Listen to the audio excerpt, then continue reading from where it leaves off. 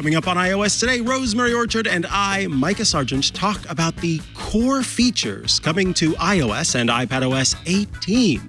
Stay tuned. Podcasts you love. From people you trust. This is Twit. This is iOS Today with Rosemary Orchard and Mikah Sargent, episode 707, recorded Tuesday, June 11th, 2024, for Thursday, June 13th, 2024. iOS 18 core features. Hello and welcome to iOS Today, the show where we talk all things iOS, iPadOS, tvOS, watchOS, visionOS, home and audio, which is a category that Apple has, and all of the other OSs that Apple puts out to the world. This is a very special time of the year for us here on iOS Today, where we give you the information you need to know to make the most of your devices. I am one of your hosts, Mikah Sargent. And I am Rosemary Orchard, who got a very exciting new gadget in the post yesterday. Immediately messaged Mikah about it and went, "Oh, we're not going to be able to talk about this for ages because there's so much other stuff to talk about." So we've got some good things lined up in the future for everybody, and Apple has lined some good things up for us for September. Indeed. So for folks who don't know, Apple just had, or actually is undergoing the WWDC Worldwide Developer Conference. This is an event that takes place every year where Apple shows its developers all of the new stuff that's coming in the next iteration of its various platforms. So what's coming to iOS, what's coming to iPadOS, what's coming to watchOS, et cetera, et cetera. The idea is that developers will see this new stuff and they will leverage the new stuff to do cool stuff in their stuff. And by their stuff, I mean their apps. So a developer sees that they can, for example, improve upon their Watch app because of the addition of live activities to the Apple Watch. Spoiler. That is what WWDC is typically about. It's a time for developers to be able to actually talk to the folks at Apple, have different labs and consultations, and all of it is meant to kind of improve upon, or in some cases, spark the creation of apps for the App Store. But it always kicks off, or has for many years now, with a keynote. And at that keynote, Apple takes most of the time just talking about new features coming to its platforms, not necessarily those that developers are going to be able to leverage. And I think particularly this year, it was heavy on the new features and not as heavy on, hey, developers, this is what you're going to be able to do. Luckily, there's plenty of time throughout this week as people are at WWDC to do that part of it. But here on this show, we're talking about those new features. And look, there's so much to talk about that we're actually kind of breaking this up into 2 episodes. So this is kind of part 1 that we're covering today. And then we will get to part 2 in the next episode with some of the other kind of sprinkles throughout. So without further ado, let's kick it off, Rosemary. Yeah, Mike, it's kind of difficult to know where to start because, as you mentioned, Apple talked about a whole bunch of new features. And while they didn't necessarily specifically call out all the new developer things, they did mention a whole bunch of developer things sort of in passing. One of the things they were talking about the whole time was app intents, which is the underlying framework in Shortcuts, but that's tying into everything in the operating system to bring it all together. And the fact that, they're putting all of that in there is incredibly exciting for me, but also for everybody who wants to use Siri. But what Apple were really talking about yesterday is making your phone even more personalized to you and using all of that data on it. So some of the things, we're not going to see necessarily straight away, but where we could get started maybe is another kind of communication with messages, because I don't know if you noticed yesterday, but I sent you a message, but I sent it 5 minutes before I sent it because there's send later now in messages. Yes, I was very pleased to see the addition of this feature to messages. I was excited. There were a few new changes to messages, including, yes, the ability to schedule a message to send later. So if you had a message that you knew you wanted to send, but you know that the person is asleep, or maybe as they show on the website, you want to make sure that you wish your friend happy birthday and that you don't forget. So you can schedule it, hey, send this message tomorrow at 10 a.m. and put in happy birthday, which is great. There are also some changes to actually multiple parts of the Messages app, and some that I'm very excited about, including the addition of text formatting. So you get your basic kind of text formatting that you would expect, including bold, italics, underlining, and strike through, which I'm very excited about strike through because there are a number of times where I want to make some stupid pun and then have the pun part crossed out and the real word is afterward. That I'm pumped about, but also Rosemary and I believe both sent each other, because I have it installed on my iPad. I know you have it installed on your iPad. We both sent each other some moving text because there are some animated effects that you can do to any letter, word, or phrase, or also emoji, that will change the way that the type shows up. So you can kind of, make some slight impact on your letters. You can make something kind of grow large and then small. You can make something sort of bounce up and down. You can make something slide in. If you've ever used Keynote, then many of those animations will be familiar to you because they do remind me at least of the different kind of pop-up effects and animate in effects in Keynote. Yes, yeah, they are very cool, and it's surprisingly simple to use them. I say surprisingly, Apple has thought about this. They've made it simple. So I've written a message to myself, to my test account, and I've just said, hey there, I've selected there, and I've got the options here for bold, italic, underline, strike through. But there's also things like shake, nod, ripple, small, jitter, and so on. So if I select the ripple, then I can use that. I've also used the send later feature here, which is a little hidden. It's in the app drawer. So you tap on the plus next to the message window, and then you go down and there's send later. So I can use that. And if I decide, actually, no, I do want to just send that right now, it's as simple as just removing that, and then I can send the message, and then it will send it off with the effects as necessary or appropriate, which is pretty cool and very exciting because there's a little bit more on the tap back options as well now, with way more emoji appearing up here. So I can send back a little cross because, that one didn't get delivered because I've turned the other side of that off. I can do whatever I want with those little tap. They've got a little bit shinier. They're more colorful, instead of just being, the blue with the white in it, or the white with the blue. They've got blue haha and red exclamation mark, purple question mark, my favorite, a little pink heart, a yellow thumbs up, orange thumbs down, and then some other emojis as well. Another important feature that is coming to the Messages app is something that Apple didn't much talk about on stage. Briefly mentioned that RCS messaging is coming to iOS, that is Rich Communication Services. Basically, for folks who are going, what does that even mean? You will be able to see delivery and read receipts, or read receipts, depending on how you choose to pronounce that, whenever you are doing messages with a green bubble. And then you can also count on being able to send audio and video and photos and have that deliver properly.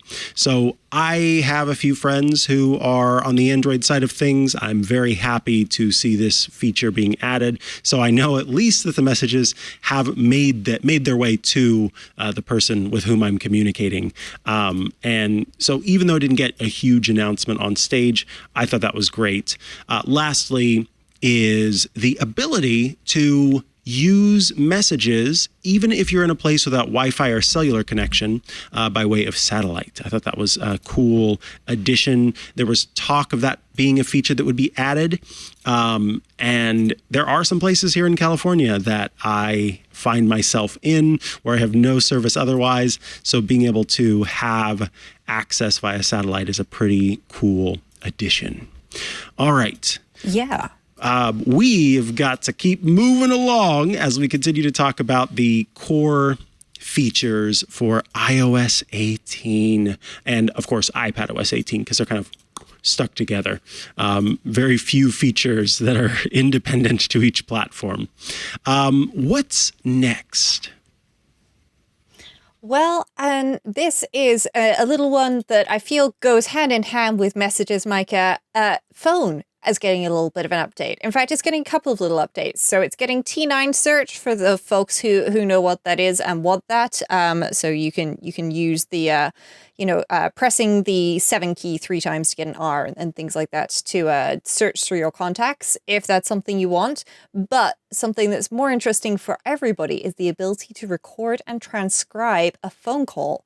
So you'll be able to turn on a recording. It will announce so that everybody on the lines is clear that the call is being recorded, and then it will go ahead and it will record the phone call and also transcribe the call, which I think is a really nice addition to iOS. I know that there are some other apps that do it, but they do it by you basically calling a third party and adding them to your call, and it's a little bit of a hack. This is going to be a nice first party way, and the addition of the transcription as well, I think, is really nice. I have had the odd phone call recently where I've gone, I really wish I could record this so that I can definitely remember what was said, and if I missed something in my notes, then that's okay, because I can just listen back and fix it. So yeah, this is going to be a nice addition to that. Yeah, I am looking forward to this feature. I usually end up using, if I know that I'm going to be placing a call that I need to have recorded, I end up using something else, typically my Mac with some program, maybe even just Google Voice, and then setting it up all on my Mac where I've got Audio Hijack, an application that records audio running, and it's this very complicated process. So to be able to do it all on my iPhone and not only just record it, but as you said, have it automatically transcribed, I think is fantastic. And I think there are many reasons why anybody might want this feature, but I think that it can be helpful in certain instances of people who maybe their memory is not as great, or they are hard of hearing, or there are lots of different reasons why this could be a great thing. And of course, the fact that it tells everyone, hey, this is recording, so that all of the necessary laws are met as well, is pretty clever and well done. All right. So yes, when it comes to core features, it's not a pun. I know this is Apple, but it's not a pun. There's kind of an overarching change. We talked about the customization for your messages, but there's also a change to the customization of the look and feel of your device, right?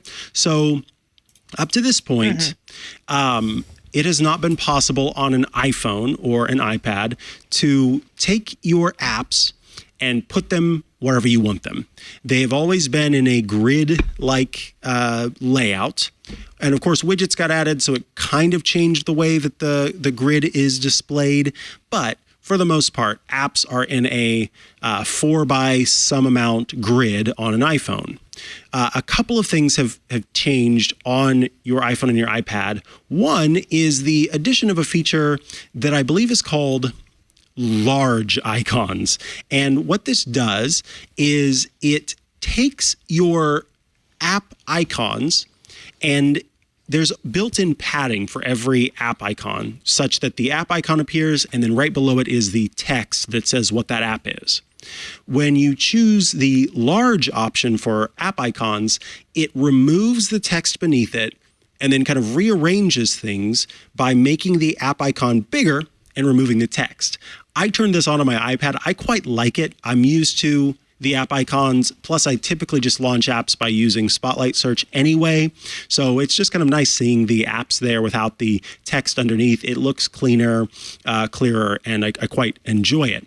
On top of that now, again, outside of being able to make the apps larger, you can put them anywhere on the screen, so they don't have to be in that grid shape. And you can tint them. So there are some options, which and Rosemary's going to be able to show this in a moment. But here's if you're watching, here is an example from Apple where, you've got a wallpaper that has this person in a beautiful red dress. So the app icons are showing on the screen in this red tinted look. And what's cool about it is the apps are near the bottom of the screen, so you can still see the top where the wallpaper kind of shines through. I'm glad to see this make its way to iPhone. It's something that's been on Android for a millennia, it feels like at this point. So pretty cool to see it come over, including dark mode icons as well. I'm sure third-party developers will introduce their own special dark mode icons, but until that happens, the tinting option is something that you can use. So yeah, you want to tell us, or maybe even show us, have you done any editing of your home screen? Yeah, so I have been playing with my home screen a bit, and it's a little difficult to see right now because I've made the icons larger, but there's actually a row gap between this large widget that I've got at the top of my iPhone screen. There's a row gap, and then there's 4 app icons, and they're large. And if I tap and hold on the home screen, jiggle mode, folks, has not gone away. It's still here. But there's an edit button in the top left, and I can tap that, and I can use that to add a widget or customize. And if I customize, then you can see, if you're watching the video, that there's a slider between small and large, and I'm currently on large. And if I put that back to small, the app icons get smaller, the titles come back in. And then underneath that, there are 4 options. So there's automatic, there's dark, light, and tinted. So if I switch this over to dark, then folks will see, if they're watching the video, the messages icon, for example, went from a green background with a white bubble to a black background with a green bubble. The health app changed from a white to a black. The fitness app stayed the same, and journal stayed more or less the same as well.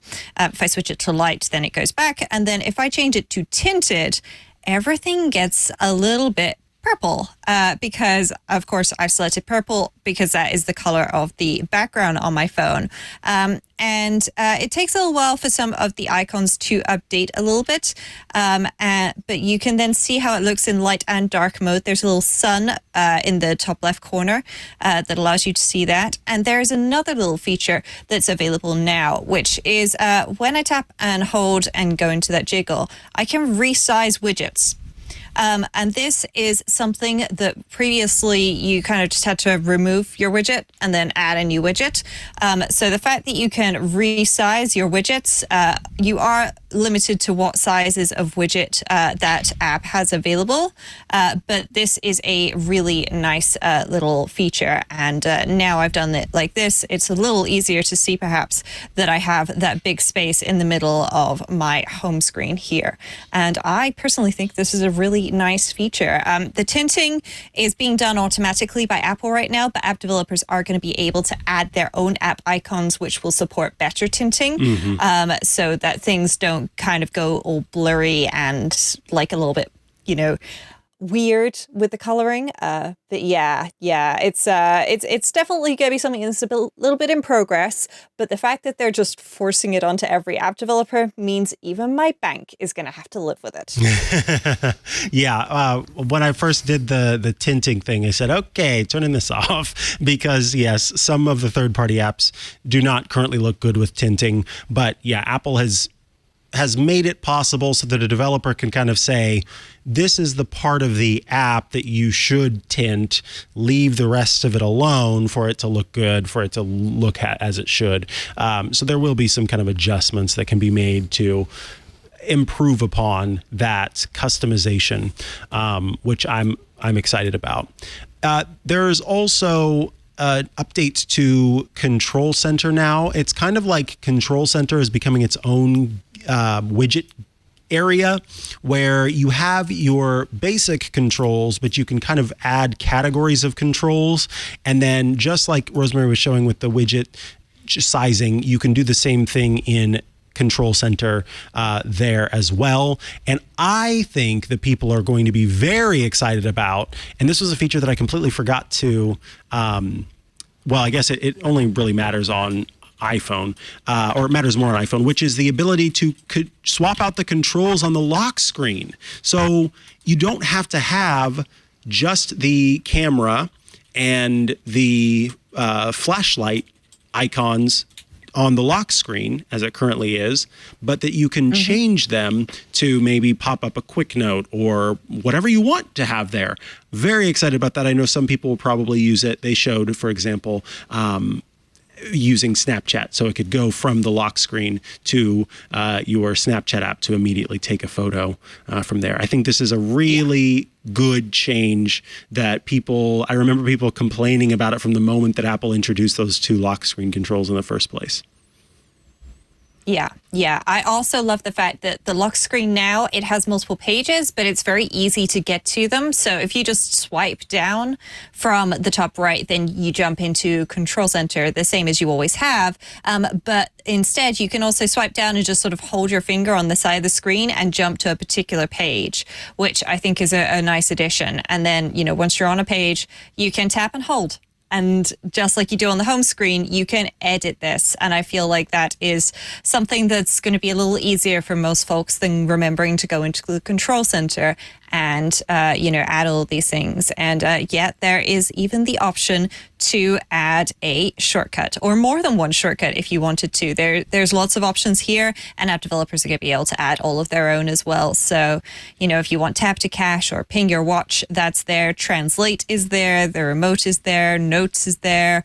But there's also other options like full keyboard access and assistive touch options, all of that good stuff.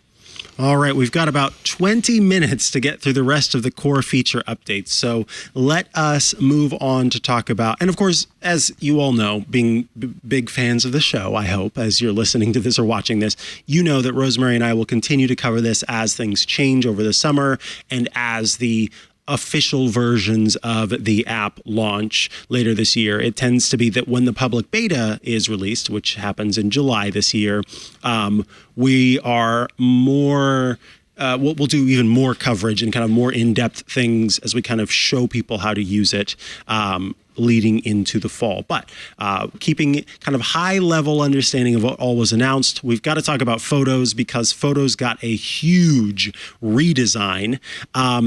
I'm still getting used to it. It's different, but it is, for the most part, I think, a nice change in the fact that it helps to surface photos that I might not otherwise come across. When I was thinking about the redesign of Photos, it made me realize how often I open Photos, and by that I mean I don't open it all that often. That is an app that I don't go into to just kind of look back at photos. It's more like a utility place. It's a file storage location where I access things from it. So this change to Photos, I think, is cool because it might encourage me to hop into Photos more often.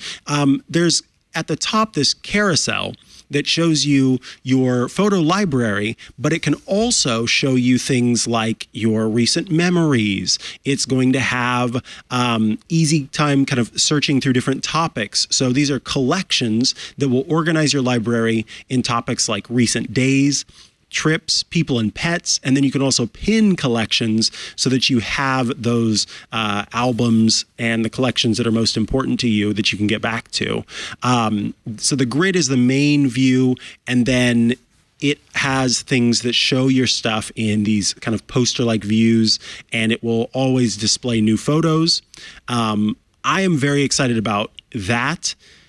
I am most excited about something that I think we'll be talking about in the next episode, where we're kind of getting into the additional features, which has to do with Apple Intelligence, given that Apple Intelligence isn't even available to us in developer beta yet. But I do want to briefly mention a neat feature where you can create memories by giving a prompt to the system. So I could say, for example,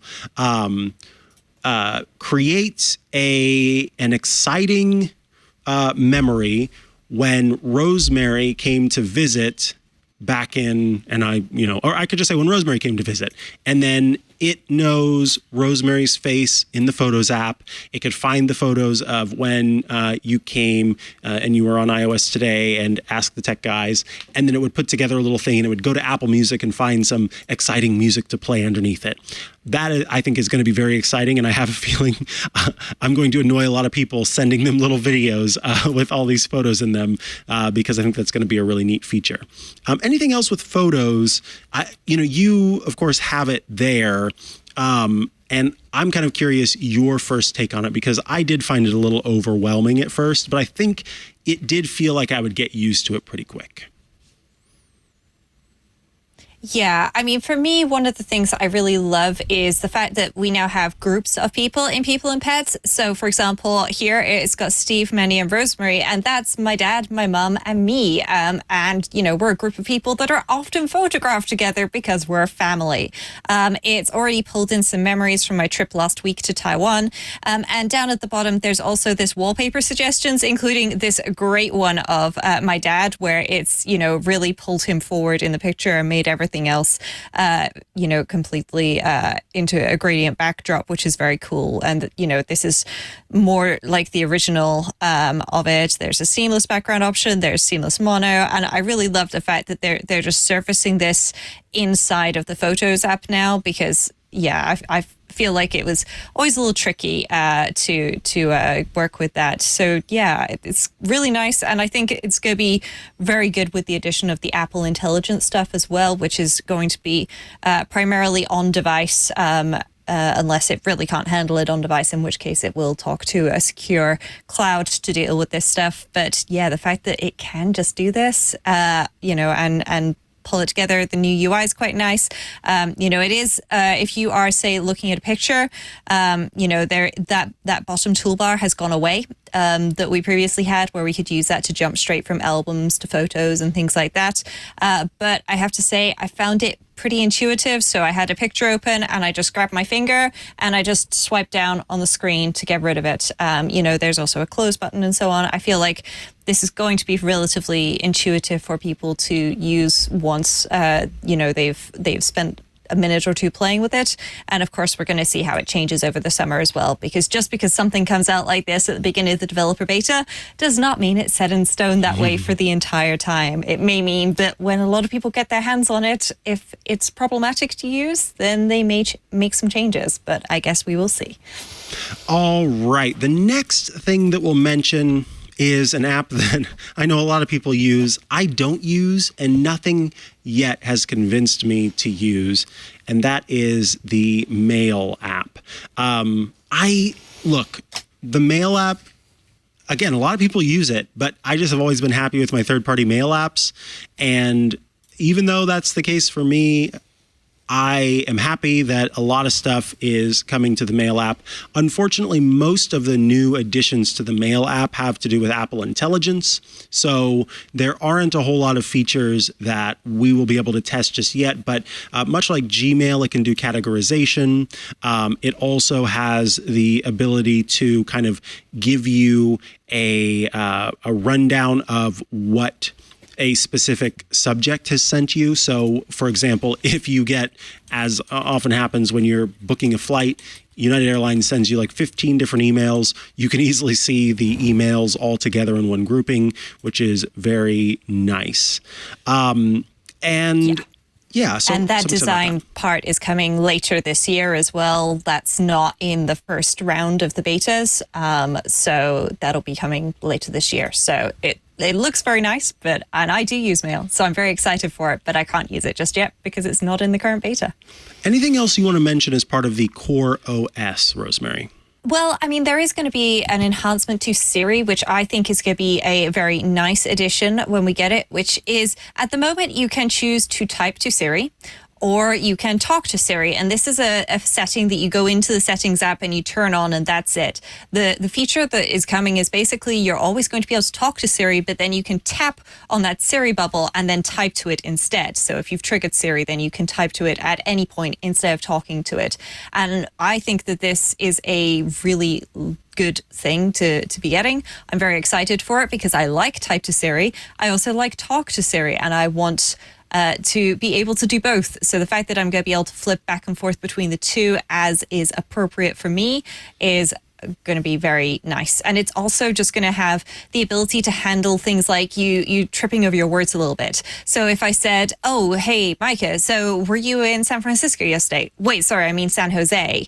It can understand that just like Mikah would. It will, if you try and make it a calendar event and say, set it for San Francisco, oh no, I meant San Jose, then it can fix that. It will understand that. And that, the improvements to Siri through the new AI integrations, which is Apple Intelligence as well as, artificial intelligence, is going to be very exciting. Agreed. Mention one other thing, which are some new additions to privacy and security. Very excited to see the addition of a feature that we're used to in photos come to contacts. So right now, if you are within an app and an app asks for permission to access your photos, you have the ability to say, I give you permission to access my photos, but I only want you to access these photos, and you can choose a specific set of photos. So for an app that, for example, wants to have a profile photo for you, there's no reason for that app to have access to your entire photo library. It only needs to have access to that single photo. So up to this point, we've been able to do that. But think about contacts. There are lots of apps that will ask you for your contacts. Many of them are asking for the contacts in order to show you which of your friends are in the app. But unfortunately, when you do that, then you're sort of granting a license to your contacts from that point forward, and it can pull on that whenever it wants to.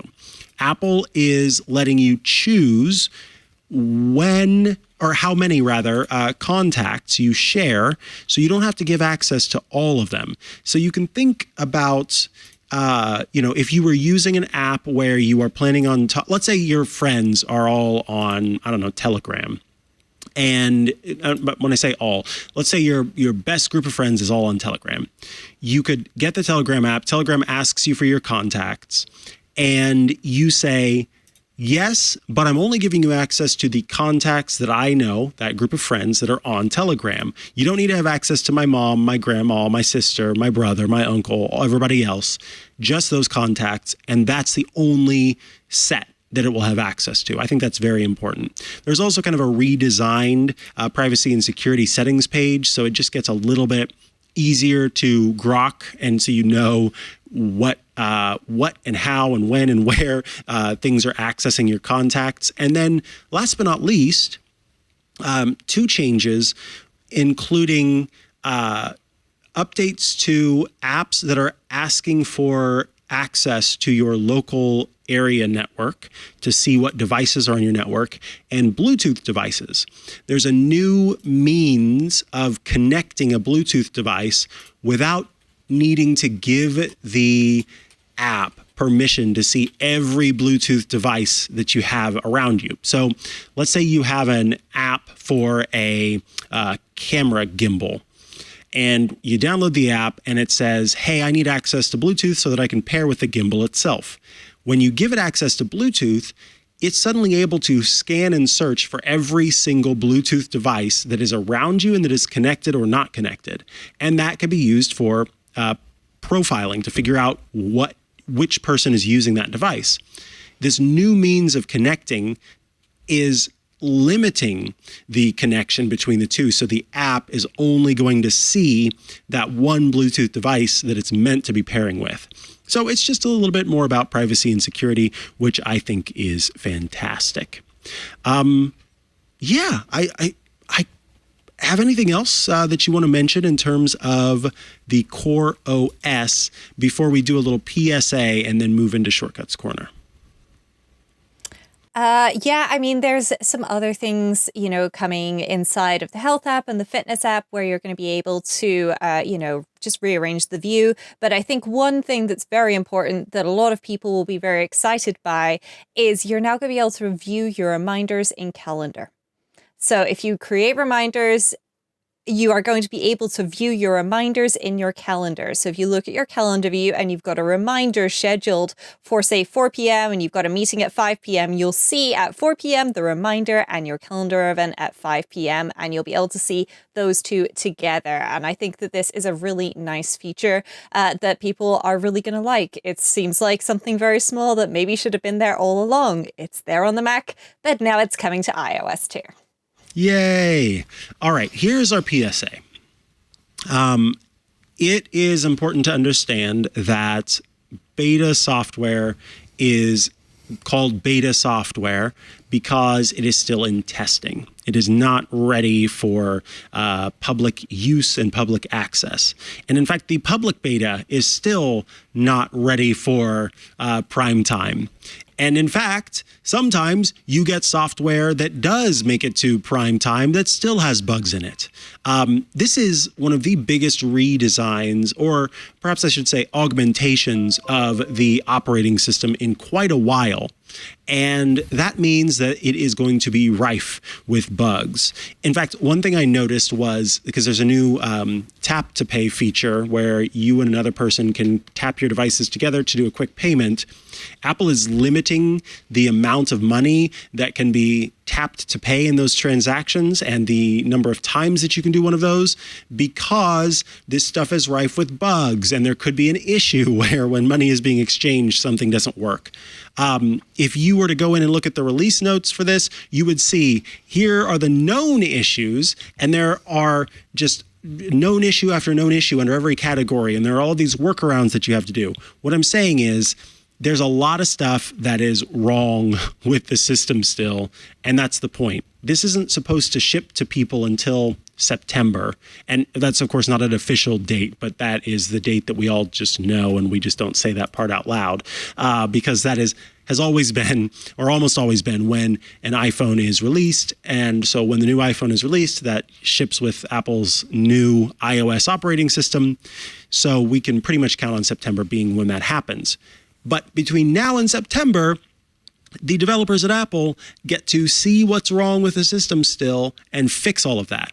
So if you are not a developer, if you do not have an extra device, if you have a faint heart, this is not for you. The public beta may be a place, particularly if you're someone who wants to, make change in the world. The public beta that comes out next month in July could be something for you to check out, where you would be able to help test and respond. And I think in July, we'll go over how you would, we might even do like a full tutorial on what good feedback looks like. Write that down, brain. So that is a kind of just an understanding that installing this, you do at your own risk. I do not have it installed on my main iPhone. I'm frankly still waiting to install it on the secondary iPhone that I have. I just have it installed on an iPad. I don't think I'll install it on a watch at all, at least until the public beta, if not until even later. It's not on my Mac. I am doing as much of this as I can without installing the betas, because the betas cause issues and I have to use these machines regularly. You have to use your machines regularly. So it's not a great idea to install this, even though I know there's some FOMO about getting to try out this new stuff. Yeah, I'm just going to give an example here. My phone ran out of battery this morning because apparently I didn't put it on charge right last night. I plugged it in and it didn't power back on. It wasn't until I unplugged my phone and then plugged it into a different charger that my phone powered back on. If you are not able to take your device and just live without it until you can take it to the Apple Store and get it fixed, which is going to be a long process, because what you'll have to do if you're restoring a backup of this is you will have to get the new device, upgrade the new device to the beta, and then restore the old one that you had onto it. Then you are going to be in a lot of trouble. So basically, you have to be prepared for your device to just not work for a very long period of time. You're going to have very poor battery life and so on. So yeah, if you are not a developer or not somebody that needs to be investigating this stuff for a living like Mikah and I do, I strongly recommend that you don't do this. Now, I have installed betas on AirPods, an Apple Watch, an iPhone, and an iPad, but I haven't done it on a Mac because I don't have a spare Mac that I can do this on right now. And guess what? If I couldn't record iOS today, Mikah might get a little bit cranky with me. So, you have to, be careful with these things. And also, it's a great opportunity to let everybody else find all the problems in the system. And then you can come along in July and join in. And at that point, hopefully it will be a little less buggy. And if any features, turn out to be more problematic than anticipated, Apple will, and they have done this before, pull them from the system until they're ready to put them back. And you don't want to be the person who started using, that new feature and then it goes away and all that data just gets locked behind a door until Apple brings it back. Or maybe it gets lost forever. You don't want to lose that data. Very true. All right. I can hear the music. It's time for Shortcuts Corner.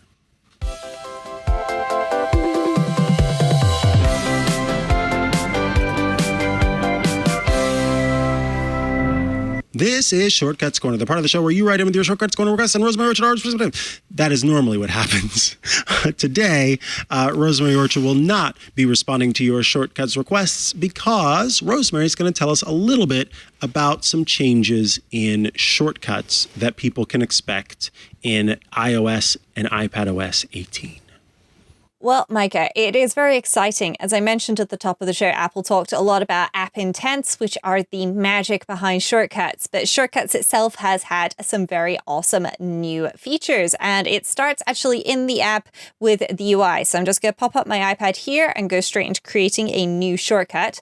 And so over on the left, things look about the same, but on the right, it's a little different. We used to have a menu with scripting and media and sharing all sort of bundled together. And then Apple's, native shortcuts actions underneath that. And then there was a separate pane, as in pane of glass, that had all of the apps in. But that was also a pane as in ouch, because every time I switched over to that, I've got a lot of apps with shortcuts support. Okay, folks, I'm aware I'm a little bit of an outlier, but oh my gosh, that was so slow to load. Now, a lot of folks have been reporting as they've installed the early betas that like all of their apps have disappeared. A lot of the actions aren't available. I had exactly the same problem yesterday evening. I left it overnight, plugged in, and it did a backup and everything. And it's clearly gone off and re-indexed all the things it needed, which is great because it's back. And that means that I can show folks some exciting things with the scripting action if. Because one of the things that people have struggled with before is they've wanted to check, for example, if their device, for example, type is an iPhone, or if their device type is an iPad. And now you can do that. So once you've added something to your if, a plus comes up at the end, and then you can go back in and add another condition. And so now you have multiple conditions inside of your if, which is great. And you can do an any are true or all are true option. And that is just a very nice bonus to have there. So you don't have to do if this and then put another if inside of the if to check for two things. It's just one if to check for all of the things, which is pretty exciting. Shortcuts is also in a few more places. So in our control centers, if we tap and hold to jiggle or enter that mode, then I'm going to go ahead and add a new page in the end of my control center, and I'm going to add a control. And if I search in these controls, then if I type in short, then I can see shortcuts. And there are two options here. There's either shortcuts, as in run a shortcut, or there's open an app. So I'm going to add shortcuts. I'm going to make this one a little bit bigger, and ta-da, it's popped in my latest shortcut, which is a watch journal history. But if I tap on that, then this may look familiar for folks watching the video. It's like a widget in that I can then go through and select one of my shortcuts that I want to put here. So I could put my birthdays shortcut there, for example. And that is very nice. It's also available on the lock screen. So where you have the camera and the flashlight currently, you can replace those two controls with those same shortcuts actions, which, are all very good things. There's a couple of other things as well. So, for example, in the Home app, some folks may remember that you had, if you had more than one home, then everything seemed a little bit duplicated, which was a little weird. So there was get state of my homes, and there was control my home. And now you can find your homes in here, and then you can just toggle accessory states as well. And so that'll, turn things on and off as necessary. So they've just simplified that a little bit, which is nice.